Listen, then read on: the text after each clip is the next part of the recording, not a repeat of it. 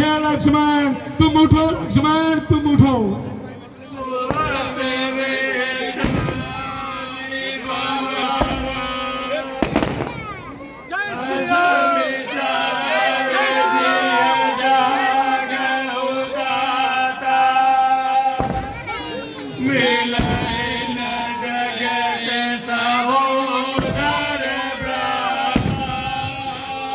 एक बार बिछड़ने पर भी इन्हें पुनः प्राप्त किया जा सकता है, परंतु हे लक्ष्मण, हे भाई, तुम्हारे जैसा सहोदर भाई अगर एक बार बिछड़ जाए तो फिर दोबारा नहीं मिल सकता।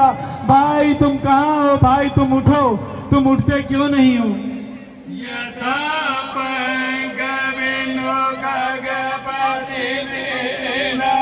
देवता मुझे जीवित रखते हैं तो मेरी स्थिति वही होगी जिस प्रकार बिना पंख के पक्षी, बिना मणि के सर्प और बिना सूंड के हाथी की होती है। और देखिए मैदान में दुष्ट रावण अपने अहंकार का बोझ नहीं झेल पा रहा और वह समय से पहले ही प्रभु श्री राम की शक्ति का अंदाजा लगा लेता है।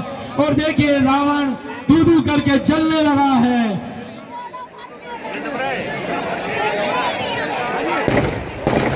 इधर मैदान पर दूसरी तरफ देखिए हनुमान जी उसी वक्त संजीवनी बूटी लेकर के आ गए हैं और संजीवनी बूटी को लेते ही लक्ष्मण जीवित हो उठे हैं। और लक्ष्मण जी के उठते ही वानर दल में जो पहले शोक की लहर चली हुई थी, एक बार पुनः उत्साह उल्लास छा जाता है और सभी युद्ध के लिए आतुर हो उठते हैं।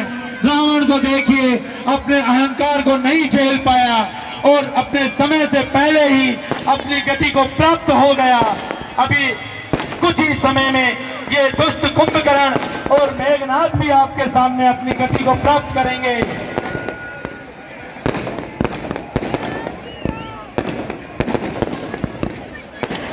और देखिए जिस तरह से रावण के जाकर के कोई पटाखा लगा था, उसी तरह से हमारे पास भी आ सकता है। मेरा सभी नागरिकों से आग्रह है, आप मैदान में नहीं आए, मैदान से दूर रहे, कोई भी अनहोनी हो सकती है। सभी से एक बार पुनः आग्रह और पत्रकार बनने के लिए दाईं तरफ की आकाश होकर अपने हथियार डाल दिए। अब कुंभकर्ण भी धू-धू कर अपना शरीर त्याग रहा है और कुछ इच्छा नहीं। अभी मेघनाथ का पुतला भी हम चलते हुए देखेंगे, लेकिन एक बार पुनः आग्रह, हम अति उत्साह में आगे ना जाएं, अपनी सुरक्षा स्वयं करें।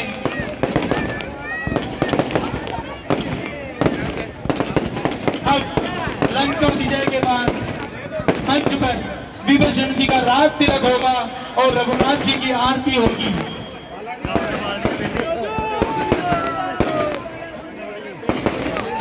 चिंगारी लागी कोई पटाखा चिंगारी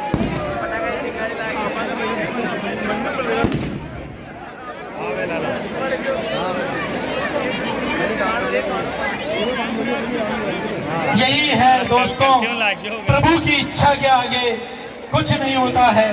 हम कुछ और विचार कर रहे होते हैं, परंतु प्रभु के मन में कुछ और चल रहा होता है। शायद प्रभु की यही इच्छा थी कि नहीं, इस बार इस अहंकारी को मैं और ज्यादा देर तक खड़े नहीं देख सकता। इसी कारण शायद ये अहंकारी अपने समय से पहले ही अपनी गति को प्राप्त हुआ। हो है ही वही जो राम रचि राखा। तो शायद प्रभु श्री राम की यही इच्छा थी कि इस बार थोड़ा समय से पहले ही ये दुष्ट राक्षसों का नाश हो जाए।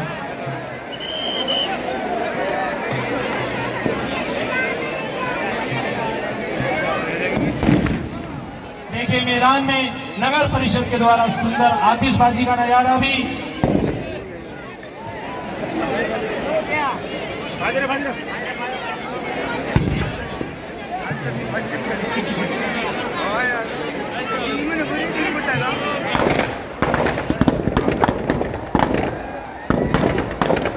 और देखिए कुंभकर्ण और मेघनाथ दोनों भी अब अपनी गति को प्राप्त हो रहे हैं।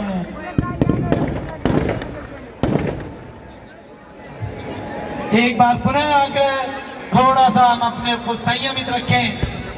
और जलते हुए पुतलों के नजदीक जाने का प्रयास नहीं करें। हम अपनी सुरक्षा स्वयं करें।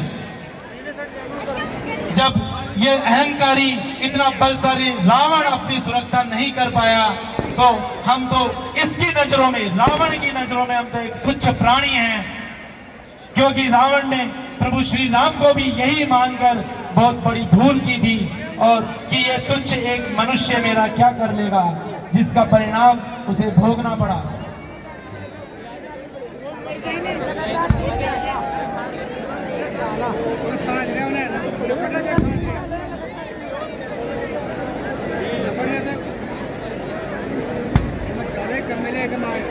और ये हजारों की संख्या में इस पटेल मैदान पर पहुंचे हुए सभी भक्तगणों का एक बार पुनः नगर परिषद केकड़ी और विजय वर्गीय समाज केकड़ी की तरफ से बहुत बहुत साधुवाद, धन्यवाद, हार्दिक स्वागत, अभिनंदन।